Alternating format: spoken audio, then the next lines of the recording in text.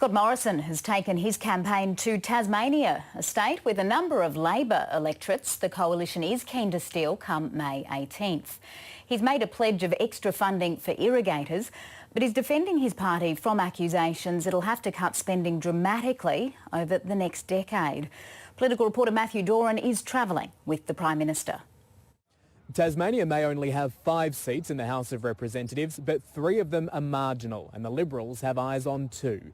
Bass, which covers the northeast corner of the state, and Braddon, which covers the west, are both receiving a lot of attention from the Liberal Party in this campaign. PM, there you go. Prime Minister Malcolm Turnbull has taken to a local vegetable producer and packer to pledge $100 million for Stage 3 of the Tasmanian irrigation scheme, something Labor has already committed to. The difference is we know how to pay for it without increasing taxes. Whilst continuing to rubbish the opposition's economic plan, the Prime Minister has faced questions about Grattan Institute analysis that suggests the coalition would have to cut spending by $40 billion to meet its own targets over the next decade. He says that's rubbish too. Because it's completely at odds with the work that is being done by Treasury, which is set out in full in the budget papers. It is the Treasury that go through and look at the medium-term expenditure projections and ensures that they are reflective of what the government's policies are.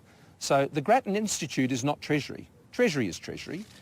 The Prime Minister has made a number of trips to Tasmania over the last few months, and senior Liberals are quietly confident about their electoral fortunes here, even if they are going to struggle in other parts of the country.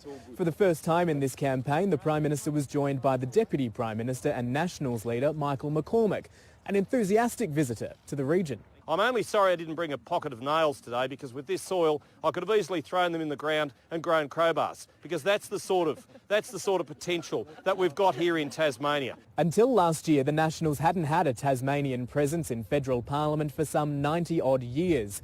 That was until former Jackie Lambie Network senator turned independent Steve Martin joined the fold.